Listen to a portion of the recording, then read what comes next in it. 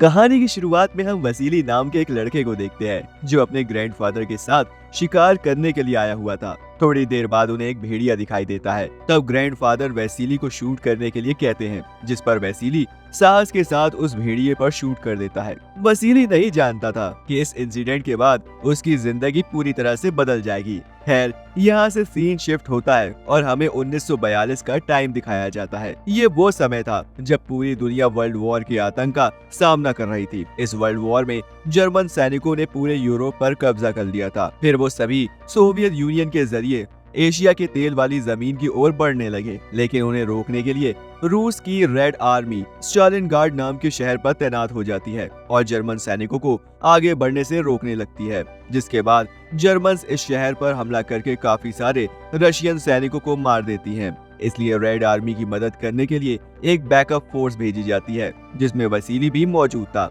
जो कि एक अच्छा स्नाइपर बन चुका था। रशियन स्टालिनग्राड शहर के आम लोगों को बाहर निकाल रहे थे ताकि ज्यादा से ज्यादा रशियन सैनिकों को इस शहर में रोका जा सके। इसके बाद रशिया की बैकअप फोर्स स्टालिनग्राड पहुंच जाती है। यहाँ से उन्हें एक बोट पर ले जाया जाता है। असल में उन्हें रेड आर्मी बॉर्डर से फ्रंट लाइन पर ले जा रही थी, जहाँ पर युद्ध चल रहा था। इसी बात का फायदा उठाते हुए जर्मन्स उन पर ओपन फायर कर देती है, जिससे काफी रशियन सैनिक मारे जाते हैं। लेकिन किसी तरह उनकी बोट किनारे पहुंच जाती है, जहां से बचे हुए सैनिकों को तुरंत दो दो की जोड़ी में बांट दिया जाता है और उन दोनों सैनिकों में सिर्फ एक को राइफल दी जाती है, जबकि दूसरे को गोलियां देकर अपने साथी की मदद करने का काम दिया जाता है। यहाँ वसीली को सिर्फ कुछ गोलियां मिलती हैं और उसे अपने साथियों की मदद करने को कहा जाता है। वो सभी जैसे ही मैदान में उतरते हैं, तभी जर्मन्स उन पर हमला करने लगते हैं। उनसे बचने के लिए वसीली छुपते हुए आगे बढ़ता है। तभी कुछ सैनिकों को लगता है कि वो इस जंग को नहीं जीत पाएंगे, इसलिए कुछ सैनिक युद्ध की मैदान से भागने की कोशिश करते हैं, लेकिन भागने वाले अपने ही साथियों द्वारा मारे जाते हैं और देखते ही देखते युद्ध का मैदान रशियन सैनिकों की लाशों से भर जाता है। कुछ ही देर बाद मैदान में एक कार आकर टैंक से टकरा जाती है। दरअसल ये कार रशियन सेना के कमिश्नर ड्यानिलोव की थी। यहाँ चारों तरफ उसके दुश्मन मौजूद थे, इसलिए वो मरने का नाटक करके खुद को लाशों के बीच छुपा लेता है। इसके बाद वहाँ जर्मन सैनिक आते हैं और वहाँ बचे हुए लोगों को मारने के लिए लाशों पर अंधाधुंध गोलियां चलाने लगते हैं। तब डैनिलोव अपनी सांस रोककर जर्मन सैनिकों से बच जाता है। जैसे ही जर्मन उससे थोड़ा दूर जाते हैं, तब डैनिलोव अपने मरे हुए सैनिकों की राइफल उठाकर जर्मन सैनिकों पर निशाना लगाता है। दूसरी तरफ हम वसीली को देखते हैं, जो कि डैनिलोव की तरह मरने का नाटक कर रहा था। यहाँ डैनिलोव देखता है कि राइफल में गोलियां नहीं है। तब वसीली कमिश्नर को अपने हिस्से की गोलियां सौंप कर उसे बताता है कि जब यहाँ कोई ब्लास्ट होगा तभी तुम्हें गोलियां चलानी होगी, जिससे उन्हें हमारे लोकेशन का पता नहीं चल पाएगा। अब जबकि डैनिलोव के पास राइफल चलाने की स्किल नहीं थी, इसलिए वो उस राइफल को वसीली के हाथों में सौंप देता है। जिसके बाद वहाँ एक और कार आती है, जिससे ब्लास्ट शुरू हो जाता है और इस मौके का फायदा उठाकर वसीली सभी जर्मन स्नाइपर को मार डालता है। तब वसीली की स्किल को देखकर डैनिलोव बहुत इम्प्रेस होता है, इसलिए वो हेडक्वार्टर पहुंचने के बाद वसीली की बहादुरी के बारे में एक नोट लिखता है, जिसे वो पेपर में भी छपवाता है। इसी दौरान रेड आर्मी के हेड ऑफिसर को महसूस होता है कि उनकी सुरक्षा कमजोर हो रही है, क्योंकि उनके सैनिक देश के लिए अपनी जान देने के लिए तैयार नहीं थे। इसलिए जनरल निकिता अपने डिफेंस सिस्टम को दोबारा सही करने का सोचते हैं, जिसके लिए वो एक मीटिंग रखते हैं और वो बड़े बड़े ऑफिसर से पूछते हैं कि हमें अपनी सेना को सही करने के लिए क्या करना चाहिए। जिस पर डैनिलोव कहते हैं, हमें अपनी सेना को उम्मीद देने की जरूरत है, जिसके लिए हमें एक ऐसा हीरो चाहिए जो मातृभूमि की रक्षा के लिए सभी सैनिकों को मोटिवेट कर सके। जिस पर निकिता डैनिलोव से पूछता है कि क्या तुम्हारी नजरों में ऐसा कोई सिपाही है जो रेड आर्मी का हीरो बन सके। तब डैनिलोव उन्हें वसीली के बारे में बताता है, जिसे सुनकर निकिता बहुत इम्प्रेस होता है और उसकी स्टोरी को सभी न्यूज़पेपर में छापने को कहता है। इसके बाद वसीली की स्किल्स को देखते हुए उसे स्नाइपर डिवीजन में ट्रांसफर कर दिया जाता है। साथ ही उसकी कहानी पूरे देश में फैल जाती है, जिससे वो काफी फेमस हो गया था। इसी तरह समय बीतता जाता है और वसीली धीरे धीरे जर्मन्स को मारने लगता है, जिस वजह से जर्मन युद्ध हारने लगे थे। इसलिए वो वसीली को मारने के लिए मेजर कोनिक को बुलाते हैं, जो कि जर्मन सेना का फेमस स्नाइपर था। दूसरी ओर हम वसीली को एक मिशन पर देखते हैं, जहां उसकी मुलाकात साचा नाम के एक लड़के से होती है। साचा वसीली को बताता है कि वो उसका बहुत बड़ा फैन है। साथ ही वो वसीली को अपने घर पर इनवाइट करता है, जिसके बाद वसीली उसकी बात मानकर उसके घर जाता है, जहां उसकी मुलाकात साचा की माँ मिसेस फ्लिप पॉप से होती है।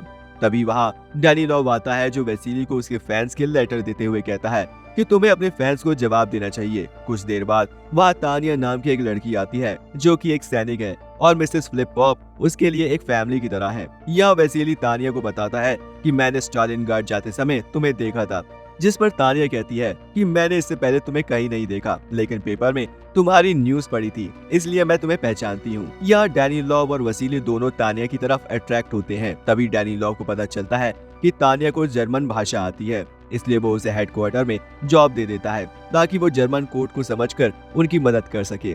अगले दिन वसीली को पुराने डिपार्टमेंट स्टोर में तैनात किया जाता है क्योंकि वहाँ एक जर्मन स्नाइपर उनकी सेना के लिए परेशानी खड़ा कर रहा था। जब वसीली वहाँ पहुँचता है तो उसे खिड़की के पास एक शैडो दिखाई देती है, तब वो उस पर शूट करके उस स्नाइपर को मार डालता है। इसके बाद वसीली अपने एक साथी के साथ उस मरे हुए स्नाइपर का टैग लेने के लिए जाता है और अपने दूसरे साथी से उसे कवर करने को कहता है, लेकिन तभी अचानक से एक जर्मन स्नाइपर वसीली के दूसरे साथी को शूट करके मार डालता है, जिससे वसीली समझ जाता है कि उसने जिस शैडो पर गोली चलाई थी वो कोई स्नाइपर नहीं था, बल्कि जर्मन स्नाइपर ने उन्हें अपने जाल में फंसाने के लिए एक चाल चली थी। असल में यह जर्मन स्नाइपर कॉनिक था, जिसे अभी अभी वसीली को मारने के लिए लाया गया था। इसी बीच जर्मन सेना के प्लेन बिल्डिंग पर बम गिराने लगते हैं, जिससे वसीली का साथी काफी डर जाता है और वहां से भागने का सोचता है। तब वसीली उसे शांत करने की कोशिश करता है, लेकिन वो उसकी बात नहीं सुनता और वहां से भाग जाता है, जिस वजह से कॉनिक ने उसे गोली मारकर मौत के घाट उतार दिया था।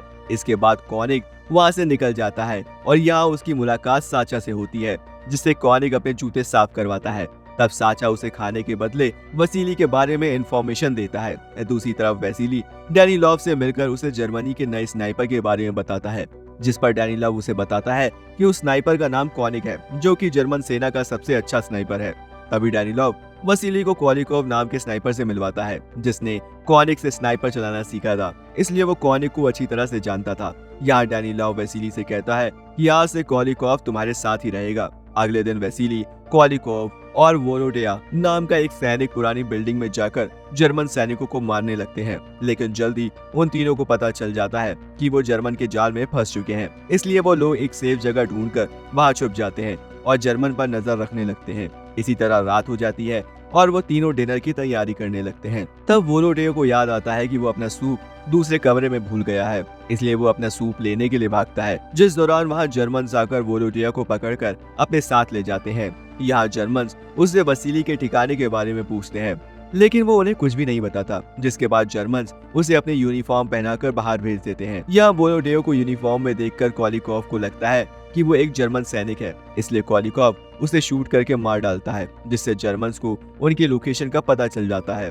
तब कॉलिकोव भी जर्मन की लोकेशन का पता लगाने के लिए एक हेलमेट को खिड़की पर उठाता है, जिसे देखकर जर्मन उस पर शूट करते हैं, जिससे उन्हें भी जर्मन्स की लोकेशन का पता चल गया था। इसके बाद वसीली और कॉलिकोव अपनी लोकेशन बदल लेते हैं, लेकिन इसके बारे में कॉनिक को पता चल गया था, इसलिए कॉनिक मौका देखकर कॉलिकोव को शूट करके मार देता है। यहाँ कई सैनिकों के मरने के बावजूद भी निकिता डैनी लॉव पर कॉनिक को मारने का दबाव डालता है। इसके अलावा तानिया डैनी लॉव से खुद को वापस आर्मी में ट्रांसफर करने को कहती है, क्योंकि वो हेडक्वार्टर में जॉब नहीं करना चाहती थी। अगले सीन में वसीली अपने साथियों की मौत से दुखी होकर हेडक्वार्टर में लौटता है, जहाँ डैनी लॉव उससे वादा करता है कि वो कॉनिक के बारे में और ज्यादा जानकारी निकालेगा ताकि वो उसे आसानी से मार सके। साथ ही वो उसे बताता है कि तानिया बैटलफील्ड में जाना चाहती है, पर हमें हेडक्वार्टर में उसकी बहुत जरूरत है, इसलिए तुम्हें उससे बात करके उसे समझाना होगा। तब वसीली तानिया को समझाने की कोशिश करता है, जिस पर तानिया उसे बताती है कि जर्मन्स ने मेरे पेरेंट्स को मार डाला था, इसलिए मैंने आर्मी ज्वाइन की ताकि मैं उनकी मौत का बदला ले सकूं। वसीली उसके डिसीजन का सपोर्ट करते हुए उसे कॉलिकोव का राइफल देता है। इधर कॉनिक वसीली के ठिकाने के बारे में पता लगाने के लिए एक बार फिर साचा से मिलता है, जिस पर साचा उसे वसीली के ठिकाने के बारे में बता देता है और फिर अगले ही दिन कॉनिक उस लोकेशन पर जाकर वसीली के आने का इंतजार करने लगता है। थोड़ी देर बाद वसीली और उसके साथी पाइप के जरिए उस जगह पर आते हैं।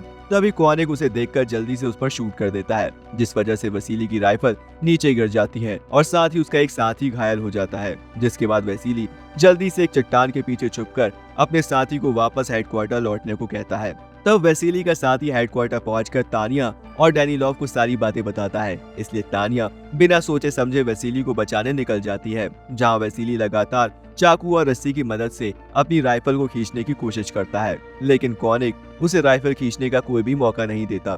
तभी जर्मन सेना का प्लेन वहां बम गिराकर चले जाते हैं, जिससे पूरी बिल्डिंग हिल जाती है और हर जगह कांच के टुकड़े बिखर जाते हैं, जिस वजह से कॉनिक को एक कांच के टुकड़े में वैसिली क्लियर दिखाई देने लगता है। उसी दौरान तानिया भी वहां आ जाती है। तब वैसिली उसे अपने पास आने से रोकता है। इसके बाद वैसिली भी उस कांच की मदद से कॉनिक को देखने लगता है, इसलिए वो तानिया को इशारा करके उसके बारे में बताते हुए कांच के टुकड़े की मदद से लाइट रिफ्लेक्ट करने को कहता है, जिस पर तानिया एक कांच के टुकड़े से उस कांच पर लाइट रिफ्लेक्ट करती है। ऐसा करने से कॉनिक को कुछ देर के लिए कुछ दिखाई नहीं देता। इस मौके का फायदा उठाकर वैसिली अपनी राइफल उठाकर कॉनिक को शूट कर देता है, जिस वजह से गोली कॉनिक के हाथ में लग जाती है, इसलिए वो वहां से चला जाता है।